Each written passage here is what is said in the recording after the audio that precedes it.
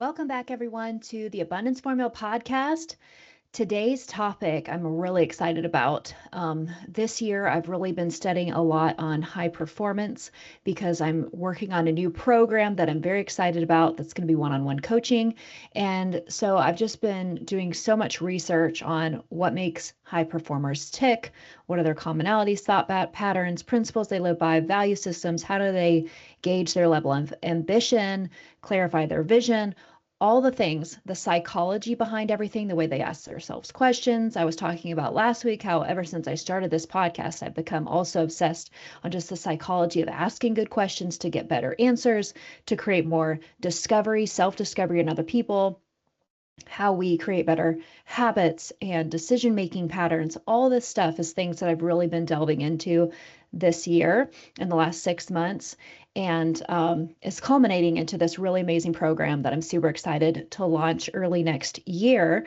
So this topic today, I'm excited about because this was one of the things that I've worked so hard for. And you hear, we'll dive into the topic in a second, but I'm sure many of you have heard about how in order to break through our own glass ceilings or to stop sabotaging the good things that we have in our life, to really claim the things that are for us, to break through those glass ceilings, reach our next level, we have to change our base thermostat setting.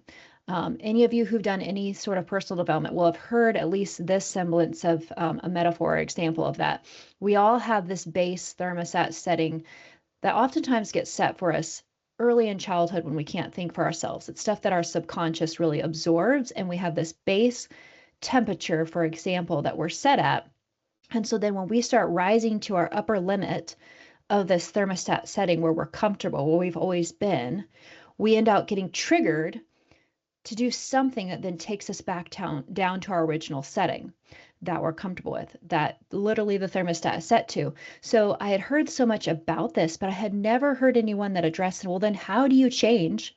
How do you continually move up your base thermostat setting? Like, what's the strategy then to, okay, we know we need to rework our subconscious to set it at a higher temperature so that we can continue to increase and expand, but how do you do that? So I discovered this amazing book. It's actually older, but by Gay Hendricks, called The Big Leap. And it's a little bit dense. I've actually gone through it twice. And I wanted to kind of go through something that's so important that he covers. So he basically gives the tools or talks about in multiple different ways and layers how to do this. And I have not found another book where people actually give the how-to of changing the space thermostat setting, how you really rework your subconscious to take it to a new level so you can expand into what's truly possible for you and what you're meant to do, how to really tap into abundant living that's real, not just words, not sounding like it's frou-frou, but like it's actually real. And so I wanted to break down for you guys, now that I've not only read the book twice, but I've been living it out and experiencing what this looks like in real life to implement. Wanted to kind of teach you one of the very first basic steps so you can go give it a try and start working on it for yourself, because it's really going to change the game for you. So one of the first things that we all have to realize is that living an abundant life where you really learn to keep your love, creativity, and your financial success in harmony, that is possible, that you can have to the full capacity love, happiness, creative expression and contribution, and financial abundance. You can have them all at the same time and relish in it and not have to wait for the other shoe to drop. The other shoe doesn't have to drop. Now, there's a reason that we think this, and I'll give you two reasons why we just assume that this is life, that like there's going to be all these crazy ups and downs, and that, maybe one area over here is going to be good while the other one sucks. And, if you're doing good over here, you're going to have to drop the ball somewhere else, like that. You just can't truly feel this good. You can't feel that good all the time. And it's a lie. And the first reason that we believe this lie is because, number one, we just accepted it because for centuries, humanity has accepted that life is struggle, that there's adversity that you have to overcome and you have to survive. Like that we just had to survive since the beginning.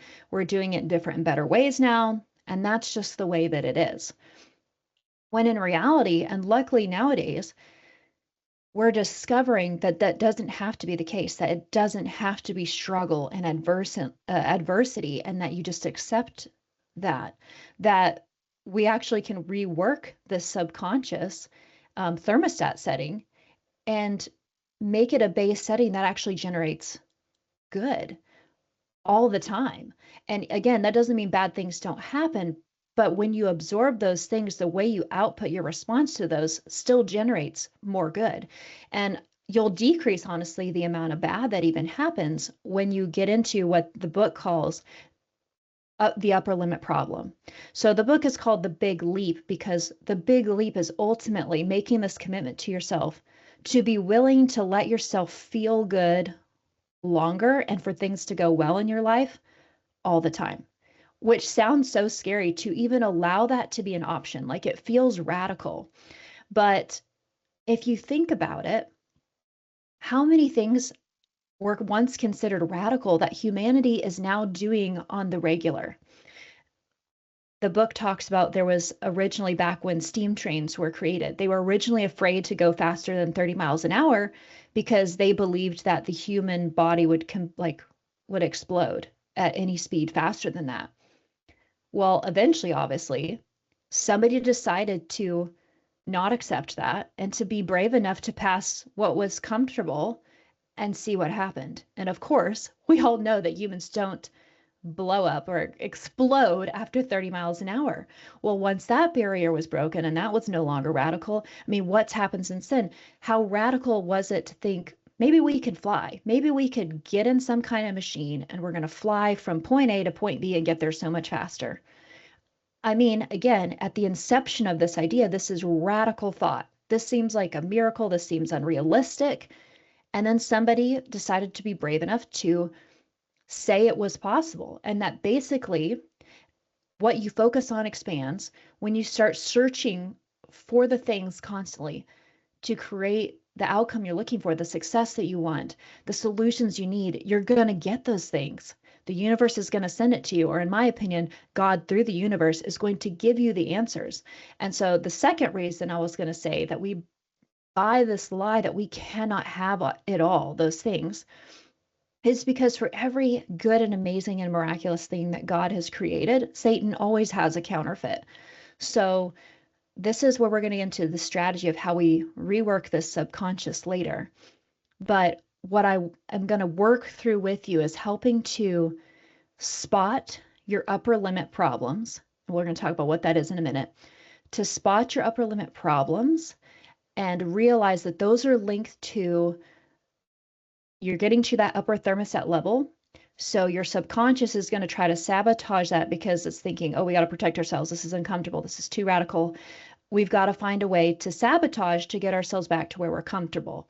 And we're going to start recognizing that and realize that's just the lie that the devil's plugged in when positive things, when breakthroughs are coming through to you. So we're going to start working on your habit being to recognize and spot when you are hitting an upper limit symptom or an upper limit problem. And instead of buying into the lie, you're going to think, something big's coming my way then. You're going to take it as a sign that, no, you're not in the right place. Something big's coming. And you're going to start looking for, you're going to take your attention away from the negativity and keep the positive flow of energy and opportunity open. Keep that channel open. So the upper limit problem basically is just, in the book, he talks about how we basically have our max capacity, our upper limit of what will allow, how good we'll allow ourselves to feel, how good and for how long before we then do something to mess it up and deflate ourselves back to where we're used to being. Or if we can think of this in a physics sense, like there's a positive energy flow that's happening where when we're doing well, when things are going our way, when we're on a roll, when we're expanding and we're growing, and there's flow. I'm sure all of you have heard of that before. There's a positive flow happening. You're in sync. And basically, when you hit your upper limit, when your upper limit's triggered, it's going to create something in your life from within. and we'll talk about that in a second, that's going to basically choke off that positive flow. It's going to narrow the valve so that it's not as free flowing. And what we're going to talk about in just a minute is that these upper limit symptoms, these upper limit problems, these triggers, we don't have to hold on to them. Like they don't have a hold of us. We have a hold on them and we can let it go at any point. So it's almost like holding a tennis ball. These symptoms, these things that we've clung to for so many centuries, we've got a grip on the ball.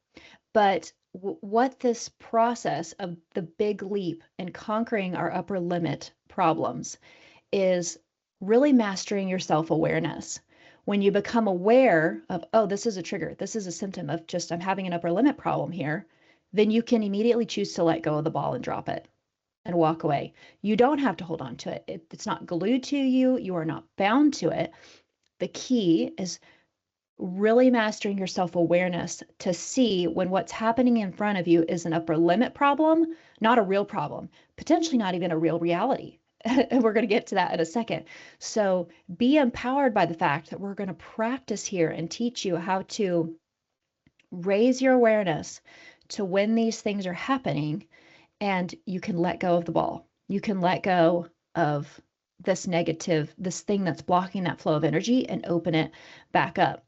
So again, one thing that really hit me about, again, just we forget how radical a lot of the things used to be that's happening in the world. So as you want to second guess this process, because you're like, there's just no way that you can truly live abundantly all the time.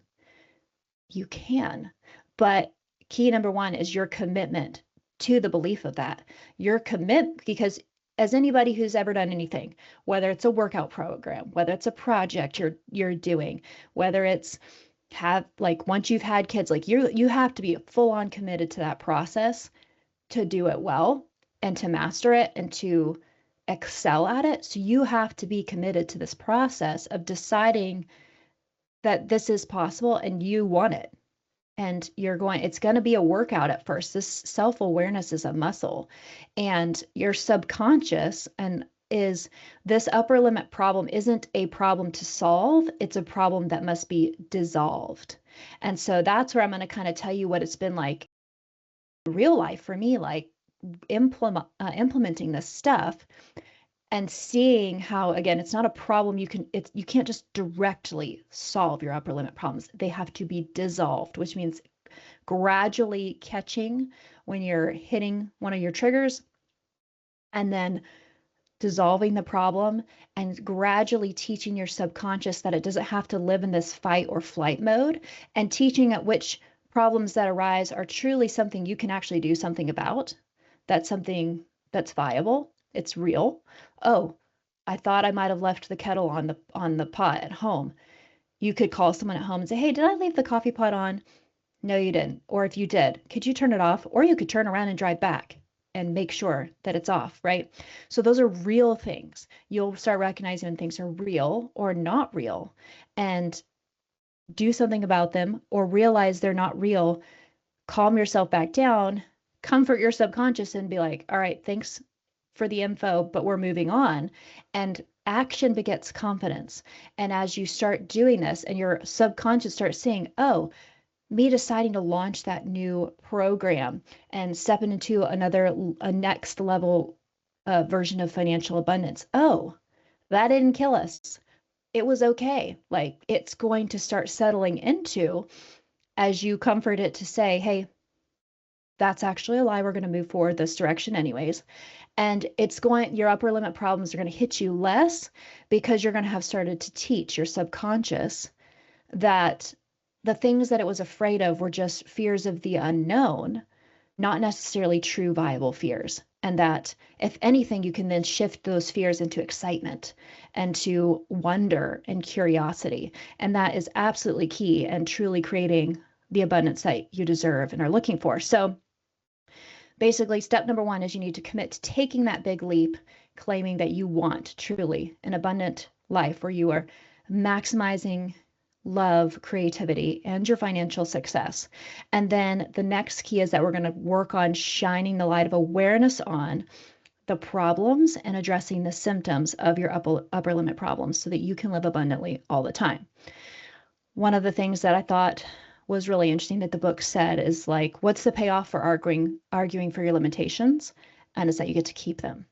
So think about that a little bit if you decide you want to argue with the fact that this may seem radical and that if it is or isn't possible, feel free to argue for your limitations, but you will get to keep them. Or you can shift to arguing for the possibilities.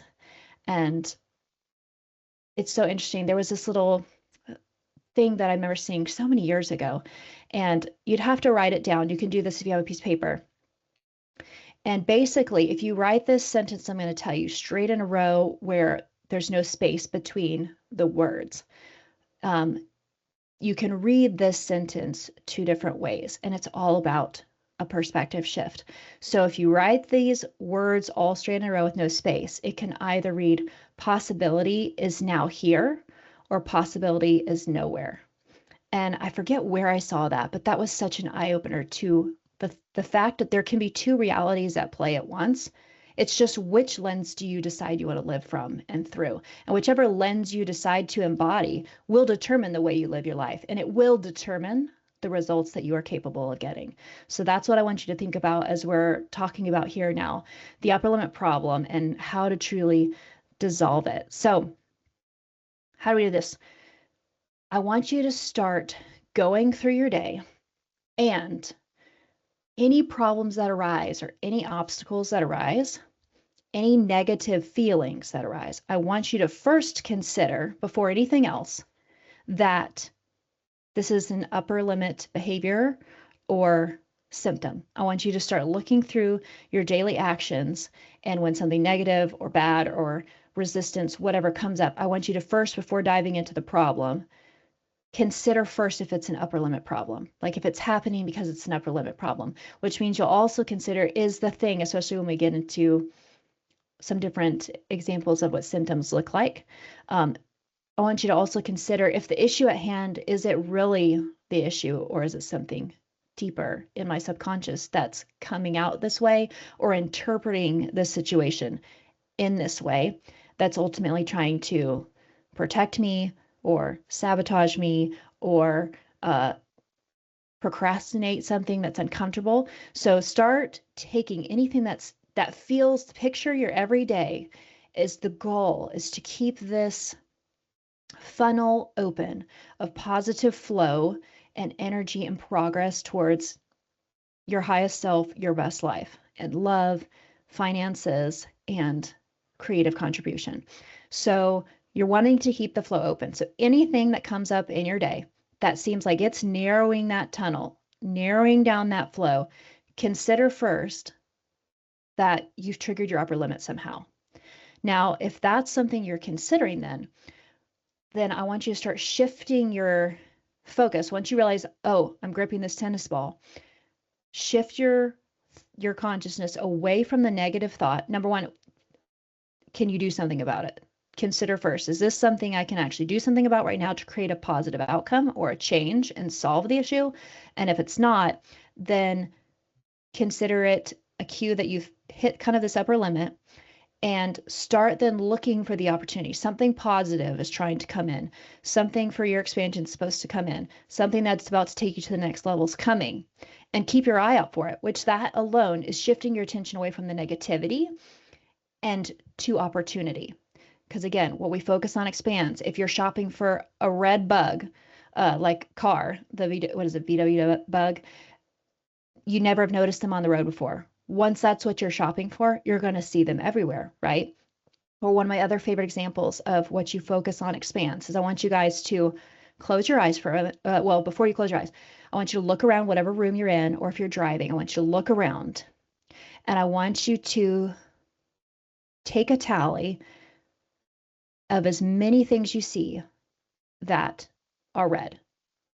Look around, take it in for a moment. I want you to look around and see how many things around you have red. And then if you're driving, don't close your eyes. If you're not, close your eyes. If you are driving, just, focus on what's directly ahead of you, the road, but narrow your focus, narrow, quote unquote, your vision. And if you can close your eyes, close your eyes. And now I want you to tell me all the things in the same space that you are that are green. what that shows you now, when you open your eyes or you start now expanding your awareness, if you're driving, you're going to see all kinds of things that were green, but I bet you struggled to recall what was green. Why? Because you were looking for red. So again, when we start to hit these challenges or these things that are wanting to choke off the positive flow, if we shift our energy to saying, okay, it's a sign that some opportunity is coming my way to take me to the next level, to bring more good into my life, where is it? You're going to start to find it instead of being enveloped and drowned by the negativity. You're going to start catching on to the actual positive thing God's trying to send you. So to me, especially as in regards to spiritual warfare, this is why this happens to us all the time. This is why the struggle is so real of why do we sabotage everything good in our life? Why? Because when God's sending us good, when he's sending us the vehicle to miracles, when he's sending the answers to our questions, he's giving us the bridge to our next level of impact, the devil will always be there to try to put a sign in front of that bridge and say, oh, it's broken. There's a faulty piece of wood somewhere in there. Or, oh, wrong way. Oh, hey, look at over here. Look at this shiny thing. Ooh, be scared. The bridge is in the woods. There could be something bad in there, right? There's always going to be something to try to distract you from what's supposed to come to you that takes you to the next level of impact or growth or goodness, abundance, miracles. There will always try to be something. But as you get good at this self-awareness of noticing, okay, instead of those things scaring me away, I'm going to see those as a sign that, all right, an opportunity is somewhere here. And inside, I'm just getting a little uncomfortable because it's that close. Where is it? Acknowledge it exists. So if you feel a sense of fear or worry, you don't have to pretend it doesn't exist. It is a real feeling that you are emotionally getting. But our emotions are instinctual, but our feelings are a choice. So you'll get an initial emotion about something, but you can choose to interpret it in a way that's different, which assigns the feeling that you ultimately get. And feelings last. So if it's fear, you can feel fear for a moment because you're going into an area that's like a new zone of genius for you, or dipping into a new, again, breaking through a financial glass ceiling, or you're finally getting a relationship that's good and it's not toxic, and that may be different for you and it's uncomfortable. You can then start to recognize that this is something that's for you and acknowledge the fear. But then again, talk to your subconscious and say, this is not a life or death situation. Thank you. But it's not life or death. We're going to move forward anyway. Parent your subconscious and teach it what is viable. We get to do that. So, oh, subconscious, this was our initial emotion of fear. But I also can have the higher agency to say, I'm afraid because this is just different. It's new territory. That doesn't mean it's dangerous. It doesn't mean it's bad. It doesn't mean I can't even do it. I'm just afraid because it's new and it's different and I'm going to have to navigate a different space, but I can do this. I don't have to be afraid as far as life and death. And then again, you can shift that fear into a new feeling of curiosity, adventure, excitement, and choose a different feeling to assign to the situation. So here's a list of just some of the most common symptoms of your upper limit problems, like when the upper limit problem is coming in. And that we need to, again, shift that awareness, shine our awareness light on it, and then choose differently. So worry is one of the most common upper limit symptoms. You'll be just worrying over things that you can't control or actively do something about. So again, if it's the situation where you think you might have left the coffee pot on, that's a legit worry, but it's something you could literally do something about at that moment. Call somebody, go home, whatever, to solve the problem. Now, you could be feeling super great and, making a lot of progress in life and feel like you're having just a great day. You're just having a good day. And then all of a sudden a random worry thought comes in about, I wonder if my kid's okay at school. Like, you're having a great day, balling out at work, feeling good about yourself. And all of a sudden you get this random worry if your kid's okay at school. Instead of saying something might be wrong with my kid at school, or just going down that rabbit trail and now allowing yourself to feel bad for hours until you can officially pick your kid up from school and find out if they were fine, or wasting time from, if you're working on a project, and making a phone call to see if they're fine. Like, consider for a minute that, okay, what's actually happening. Maybe what's happening is I'm feeling really good and empowered, and I'm hitting my upper limit of what I'm willing to allow myself, how well I'm allowing myself to feel. I'm allowing myself to feel. And those are kind of inner issues to work on, like why will I not allow myself to feel good longer? And you can start navigating those things. Maybe it's because you didn't see that growing up, that there was always good that came with the bad. That's how you start solving the root of problems of, and if you once you start paying attention to your day to day, you're going to see if any of these are sequential that happen, and then you can dig into the root of the problem as you see maybe some of these symptoms that are common for you, and you can figure out what is the real problem. Because the real problem wasn't that you were really worried about your kid's safety. The real problem was something else. And as you realize if this happens to you at certain times of the day or after wins or celebrations, you're going to start realizing, okay, it's not about the thing I'm actually worrying about. It's that I'm not okay with allowing myself to feel good for longer than 7 hours, 5 hours. I'm going to have to do something or worry about something to bring myself back down to my original thermostat. But as you work through this, again, as you catch yourself and work through these things, those are going to hit you less, and you're going to expand your capacity to feel good and have positive flow longer. So worry is one of the most common ones. Another really common one that's extremely damaging, especially to relationships, is criticism and blame.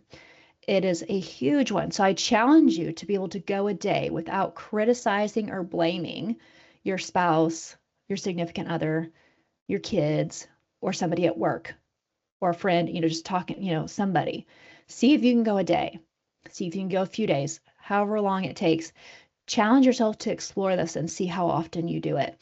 And then again, look deeper into it and see, is it really about what the thing's about, or is it not? Which usually it's not.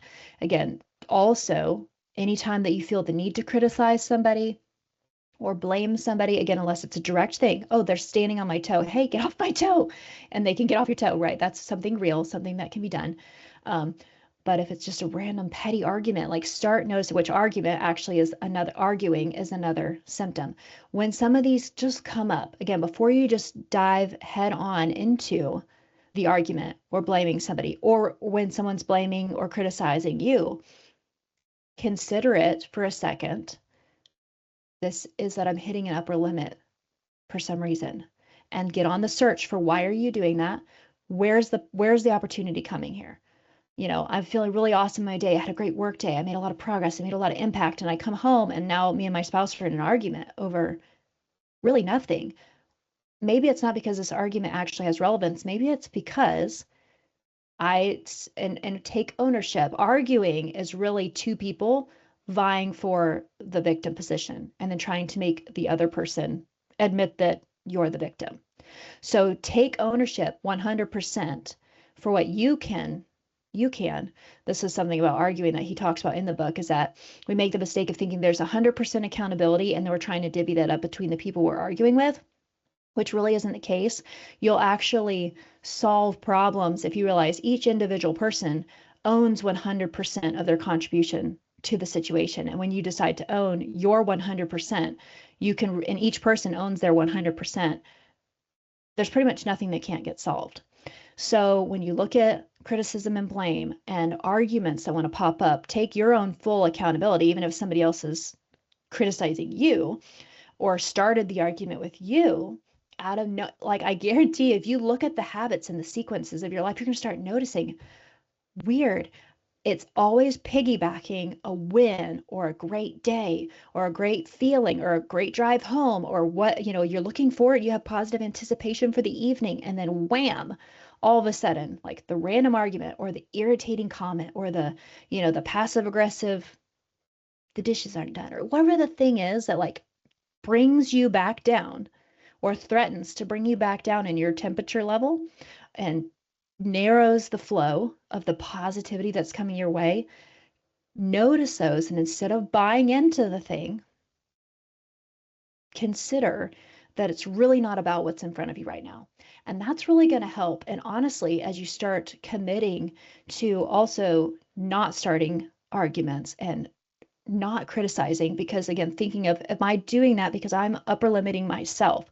It's going to really solve a lot of things. And the last little symptom, there's other symptoms, but these are the ones I thought were most common that I've seen in other people, that I've seen in myself, but that are just cues to you seeing that this is a thing. Like it's a formula that happens and it has a solution. So the last one is either getting sick or hurt is another symptom. And this can be from extreme to simple. Like, so I'll give you a real life example for me. So like I said, I'm building this new program. I'm stoked about it. I'm getting so like I'm almost through the program creation. Then I'm gonna go through perfecting it, creating the frameworks and the homework and the workbooks and those other things that are going to go into it. And so I'm excited, and I'm hitting I'm getting good momentum. I'm finding a flow of when I can work on it in my already busy day and all that stuff. So things are going well. The last 2 times that I have specifically scheduled huge chunks of time where I can completely focus and dedicate myself to working on this project, and I get so excited about it. I'm like, I will have 4 hours straight uninterrupted to work on this. I'm so excited to get in flow, and get in my zone of genius and really have creative time. I'm pumped about it. Literally, the morning of waking up, I had a crick in my neck. And I was like, what in the world? I slept fine. I was good. And then I've got this crick in my neck, which is just kind of like a distraction. It's irritating. Like, I had a little bit of a headache. But instead of kind of buying into that, saying, oh, I got this crick, now I've got a headache. Oh, this is going to suck all day. It's going to hurt to like sit and stare at a computer and type, and like, oh, it's just going to get worse. And oh, this is going to be a week of my life that I'm going to have to deal with this. Instead, I decided to say, all right, I see the upper limit problem here. This is a symptom. My subconscious knew I was going to have 4 hours to really get so much done on this, which would mean it's that much closer to the launch. That's that much closer to all these new discomforts. I'll be, tapping into new clientele and releasing this new, monetary value of things, all that. And my body's like, we're going to try to save you from this. We're going to try to protect you. We're going to make your neck hurt, because maybe you'll say, oh, my neck hurts. Maybe I should go back to bed. Maybe I should sleep in longer. Maybe I should just get in the bath. Maybe I need a long shower to really address this. Maybe I should spend some time like more stretching, or, things like that. There were so many options that this neck thing could have diverted my attention and taken some of that time I had set aside to work on my project. But instead, I was like, okay, this is just an upper limit issue. My subconscious trying to sidetrack me with good intention, but at the same time, it's not happening. So I acknowledged it. I acknowledged that the neck pain is there, but then I moved my energy to the other places in my body that felt good, and realigned with my excitement that I get to work on this thing, and I'm really excited about it. And as I went through my morning, I continued to just stay relaxed into all the other places in my body that felt good, and leaning into expanding my thoughts and my feelings and flow into the things that are going well and that I was there to do. And literally within an hour of working on my project, the crick was gone. And y'all know, like, a crick freaking lasts. Like, a crick will last 2 weeks sometimes. This crick went away. And that's something the author talks about in The Big Leap, is that there's so many chronic issues of pain, or even pathologies, diagnoses, that when people discover that it was actually linked to and because of an upper limit issue, and they realized it, their awareness was set, and they saw the link, then the ailment went away. Sometimes even within his, like, because he does therapy, the author. And so when in their therapy session, literally by the end of the session, their symptom would be gone. And I experienced that. So 2 different times I woke up and had this crick on the same side of my neck. These are spaced out by a whole week. So it was totally gone after the first hour that I worked on it the first time. And same thing, morning of the next time, the crick was there. And as I leaned into the positivity and acknowledged the fact that my subconscious was trying to protect me in some way, but that we were going to go a different direction, then the crick was gone. So it's wild, you guys. It is wild the stuff that your subconscious will do physically to you.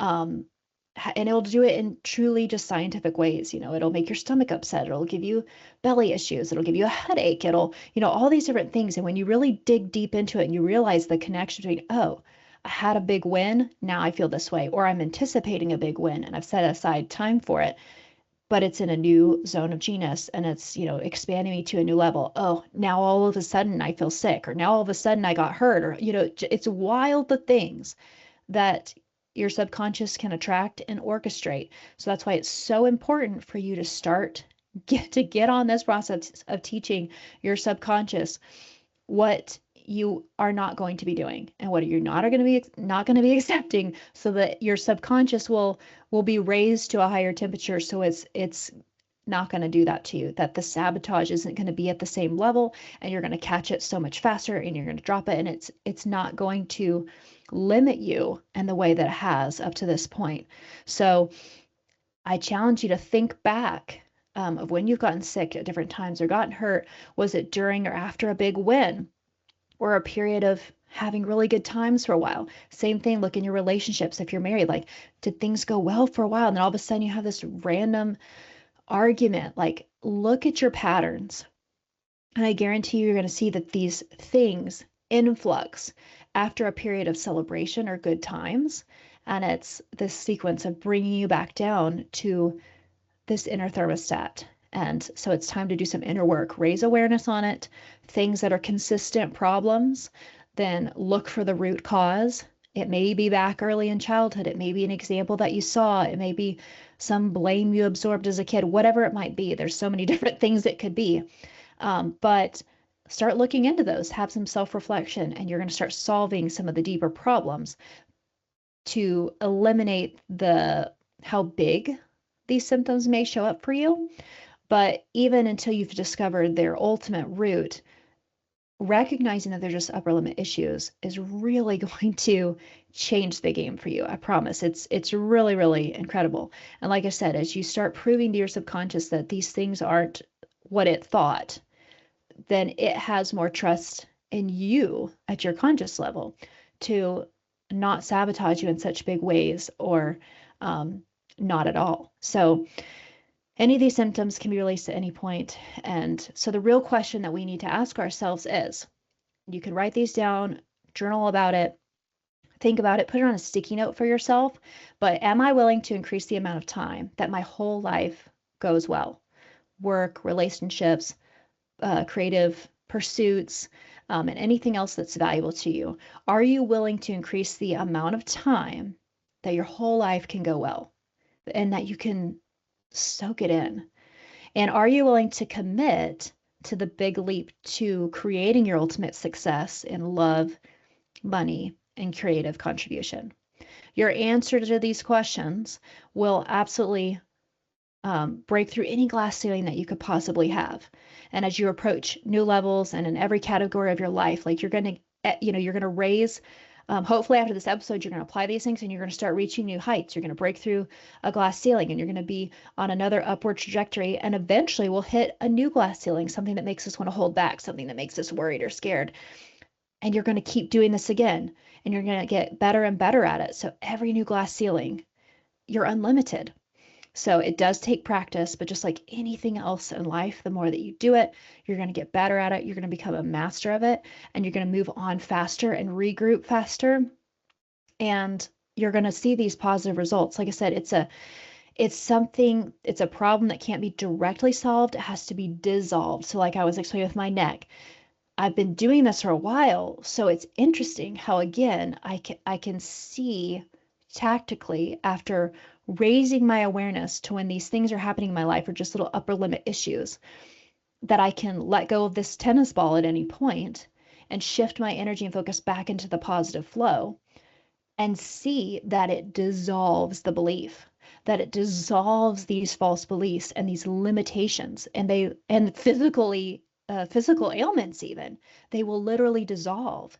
And that then gives you more confidence as you're going through the process of this freaking works. And it's incredible. So I hope y'all give this a try. I would love to hear your feedback as you do. Let me know what you think. I'll be doing more episodes on some of the other things that I've been learning and researching throughout this whole year. They're really incredible. They've changed my level of results and all the categories of life that are important to me. But this one especially is a real game changer because we will all hit this at some point, if not constantly, in your day to day. As you start making progress, I know everyone listening to this episode wants to live an abundant life, and there is a formula for that.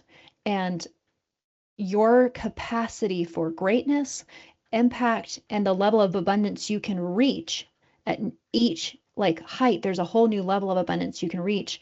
It will come down to this: your commitment to this big leap and your recognition that intrinsically we have these upper limit issues and we have to believe that it's possible to let them go and that they don't actually have to exist, that it might seem radical to let go of these false beliefs or these that life has to be hard and we have to just overcome adversity constantly and live from this chip on the shoulder mentality, that we can let that go.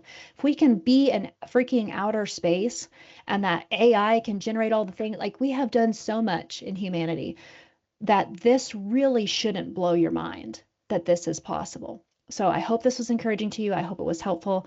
And I will catch y'all next week. Happy Thanksgiving. I hope you have a great one. Bye.